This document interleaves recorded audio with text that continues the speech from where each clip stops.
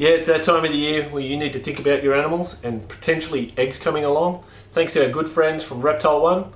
This week, welcome to CrittaCam. We're going to be looking at lay boxes.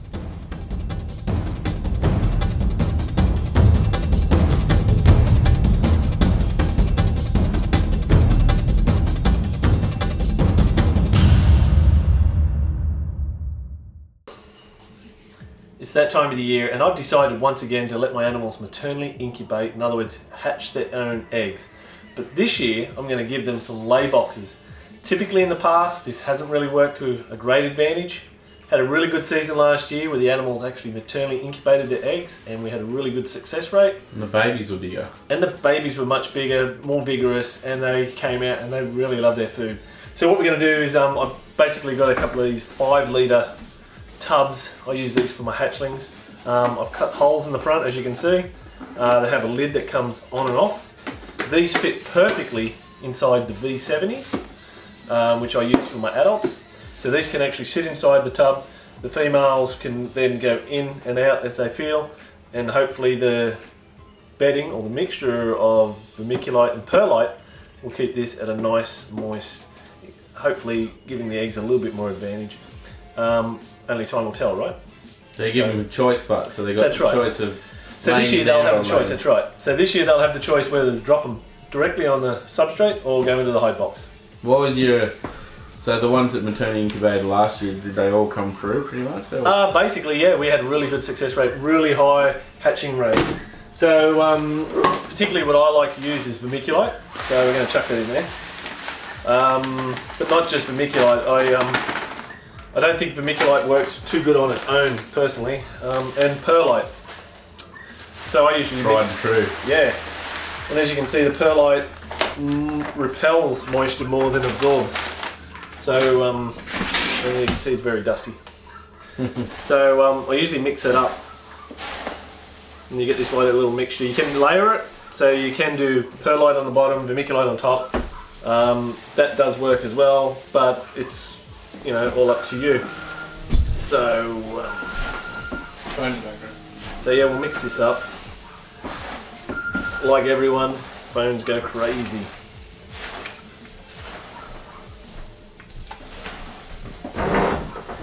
So, what's the consistency you're looking for? Okay, the consistency. Well, basically, if you're weighing this, it goes on weight. So you can go 1 to 1, so equal weight. And as you can imagine, this material is very lightweight, which means you don't need a lot of moisture. So I just sort of mix it up with a spray bottle. If you have 100 grams of vermiculite, 100 grams of water, that's right. Don't go crazy. That's quick maths for me. Yep. Yep. So basically what we're really looking for is when you squish it together, you want something that can hold its own shape. And as you can see, that's still a little bit dry, which is good. It's always good to have less than more. Because if there's way too much moisture, the eggs will take it in too quickly. You can cause eggs to split from having too much moisture, because they will absorb a lot of moisture in those first couple of days. The dust is getting to me. Yeah, it's everywhere. Probably making me look a lot better, right? Yeah. Yeah, more gentle on the eyes. And if it's too dry, you can always add more moisture, which is cool, which is always the better way to be. So basically, you can squeeze it, holds its shape, getting closer. It's a gentle art. And like I said, the easiest and the quickest other way that you can do it is just do equal weight. But because we're using perlite is a little bit different. You don't do equal weight. So perlite is a product that you just normally put a little bit of moisture underneath. But this is nothing new, this method. No, I'd like to say it's my special formula, but it's not. It's used all over the world for a lot of years with a lot of success from a lot of good reptile breeders. So what you want to be able to do is you want to be able to squeeze it together, and it should hold its own shape. That's what we're after. So that's what we want. So now that we've mixed that up, now I only use this really for pythons. I don't use it for lizards. Lizards are a little bit different. They like to excavate. So we've got to really try something different there, which we'll go through. So basically I fill it up, because what's going to happen is the snake's going to come in, it's going to find this humid, perfect spot. It'll basically burrow in a little bit, causing a nice indentation where there she can deposit the eggs, and she'll actually wrap around those eggs and protect them. And then hopefully, because of the lid, they feel the... That's right, because of the lid, it'll feel like she's under a rock or under some... They're tactile. Yep, they're very tactile animals. It'll feel like it's under a log or inside a log, and therefore it can expand and touch everything. If the eggs do touch and adhere to the lid, which eggs will stick together, then you can slowly peel this off. You can pull them off the lid and allow those eggs to incubate themselves. You gotta remember too, eggs, once they're laid, they do expand in size. Yes, they will. They'll take on the moisture. So, I'll just fill these up. Like I say, it makes it a little bit easier and quicker. Square boxes or rectangular. Not really good with my shapes, am I? Need to go back to shape school. And there's 2 laid boxes ready to rock and roll for pythons. So specifically Antaresia? Specifically for me today, Antaresia, that's right. Obviously if you've got carpet pythons, it ain't going to fit in here. If it's an olive, a woma, a blackhead, you're going to have some serious problems. You might want to start looking at something this big for some of your bigger snakes. Even then, you know, a rough-scaled python would fit in here quite easy, but you might even want to go something bigger again. And I've used bigger boxes for eggs. Doesn't matter about the size of the box or how much of this stuff you use. It's really nothing in comparison to what's going to come out of those eggs. All right, now I do have, I've already prepared one of these earlier, that's right. And the snake should be sitting in there with an egg. So let's go and check it out. Righto, we're in the dungeon. Righto, here's one I prepared earlier. So this female, a couple of days ago, was looking for a spot to lay, so I've prepared her box. What behaviour were you looking for? She was just pacing. She looked very unsettled. Now there is actually something inside that coil there, and as you can see, she's not very happy to see us. So I don't want to upset her too much, but what I want to quickly do while we're here is just use this temp gun and just see. Okay, she's chosen the area inside that box is right on top of the heat cord, so it's 29.6 degrees Celsius where she's decided to put the egg. So that's pretty cool. Like I said, most of these females here are getting ready to lay eggs. They're laying in all sorts of weird shapes. Here's another female. She's got something wrong with the colour there. But you can see she's getting ready. So what we're going to do is I'm going to stick a lay box in this back corner. I'm going to clear all the bedding out so the lay box and the bottom of the tub are in direct contact, which means we get the maximum amount of heat coming through or transpiring through the bottom into the lay box. The female will then be able to choose whereabouts in that high box, or the lay box I should say, where she wants to deposit the eggs, whether it be towards the front or towards the back. She'll have the total amount of choice. And we can use our little temp gun, which is probably the most handiest tool I recommend for any herper, is a temp gun. Because no matter what you think the temperatures are in the cages, or what you think you know... The digital display says. That's right. The digital display will tell you whether you're right or wrong. And unfortunately, I've been wrong more times than right. The animals will always tell you exactly what they want. So I'm going to grab one of these newly made lay boxes and whack it in these cages. Right. Okay. So without upsetting her, I'm going to move all this substrate out of the way. Unfortunately, I'm going to have to move her a little bit. Try not to upset it too much.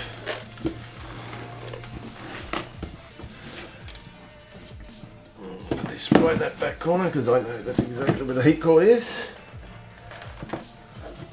And then I push the bedding back up towards the sides of it, like this. So you leave a hide in there, or do you take it? Well, she's feeling very comfortable in the hide. Yeah. So I'll leave the hide there because the last thing we want to do is stress the females. Yeah. The water bowl's also a hide, isn't it? Yes, they can actually get underneath these water bowls. Yeah. Pretty cool. And more times than not, they actually do get underneath those. There's another female here. She's getting ready to lay, so we're going to do the same thing. We're going to chuck this other one in. She's very chunky. As you can see, they do stress out very easy. Don't want to upset them too much. Get this done as quickly as we can. It's all about the preparation. Yep. And it's all about the timing too, so... And knowing your animals too, always checking them at this time of year and Yep. noticing the difference in behaviour. So there's not a lot of information on these cages, as I've previously done, but what you can see is a date on each tub. That's the female's pre-lay shed. So the females will lay, or basically shed their skin around about 2 weeks, about 12 to 14 days before they lay their eggs. So in this time, they'll be actively looking for somewhere that's appropriate with temperature, humidity, protection for the female as well as the eggs. They don't know that they're living in captivity or they're in the wild. So they're going to go back to their really, really basic instincts to be able to find somewhere that's not a lot of people are going to find. They want to be hidden away and they want to be able to be concealed and feel very comfortable to deposit their eggs. And so around 12 to 14 days, they'll deposit their eggs. So therefore, in that period of time, we always make sure they've got plenty of water and we try and make them as comfortable as possible. Like I say, there's quite a few females getting ready to lay. But a big thing And we just when you have only a couple of animals was keeping the diary, so you can... That's right, keep a diary. In years gone by, as you can see, plenty of information. This helps me keep progress of past years of what females have produced, when they've been mating, when they've ovulated. It's a handy thing to keep, like if you only got one or two animals. Handy. It is very handy. So then you can look back in that part of the year and go, oh yeah, she actually did that last year, or... That's right. It helps you get a bit of something's going on. Get you a bit of a record of what those females are doing. Yeah. And you can see their progress. And as you can see, when you open the box, the females are hiding. They're all picking somewhere that's nice and warm towards the back of the box, which is heated. And they're getting under the hide boxes. They're not trying to chew on your face. Well, there's a few that still will chew on your face, and this is probably one of them. Look, she's blue. So when we talk about blue, we're talking about when they're going into a shed, a deep shed there. You can see the blue colour. Yep. So that's what I do for my anti-rouges when I'm preparing. Obviously with the bigger snakes, you've got to do something a lot bigger. With the olive pythons, I usually have a big tub, fill it right up, push it in the corner. It doesn't matter if they push it out, it goes everywhere. For the price of vermiculite and the perlite, it's nothing compared to making that female feel comfortable. Now for lizards, what do we do for lizards? Well, it's a good thing. Let's cover that topic. Righto, when it comes to lizards, it's a little bit different than the snakes, obviously, especially my small pythons. You're telling me lizards are different to snakes? Yeah, they got legs, eyelids, broad tongue, some basic things. But anyway, so... Don't want to get into it right now. Yeah, don't want to get too deep, but peat moss, okay? So, why am I using peat moss for lizards? Good question. Did you just ask that? Well, I'm asking because lizards aren't as simple as No, not a simple creature, no. So, this is what I use for my arboreal geckos, right? To each their own. So, a nice little box, lockable lid, and I put a hole in the top corner. Why do I put a hole in one corner? Well, you can use your box like this, or if you've got an arboreal geckos, you can put your box on an incline like this.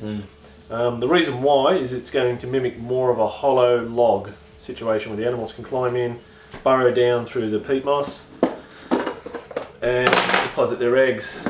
And I just usually fill this sucker up, hopefully without making too much of a mess. That's what it's all about, right? That's the name of the game. And with this stuff here, you know, how wet is too wet?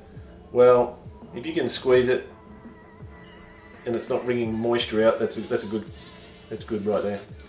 You know what, they want to just be able to dig through it and still... No, so the thing with lizards is they don't, like snakes, they don't just sort of crawl on top, burrow in a bit and go, okay, that's good enough, boom, drop your eggs. With the majority of lizards, they actually need to dig down, and typically make a chamber. The females need to make a nest chamber or an egg chamber. and they like to be able to go in, turn around, have their head sticking out of the hole and deposit their eggs, and then that way as they back out they can close off that chamber, creating an air gap and allowing those eggs to be a little bit safer. And like I said, so with that you can fill it right up, put it on an incline, doesn't matter if it all slops down to one end. Big deal. When you open that up, you should be able to open that up carefully enough. Well, the clear box and is remove your eggs. Another good thing. Yeah. So why do I use clear? Why do we use clear boxes? It's great. It's a great idea. There's a lot of things going around saying, well, you should be using a dark coloured box because the animals feel more secured. That's sort of correct. But depending on the placement of the box in your enclosure, you can, for me, with like I say, I've bred a lot of northern velvet geckos. So these can be placed either flat or vertically. When they're vertical, you can lean bits of bark up against them. When they're laying flat, you can lay bits of bark over them.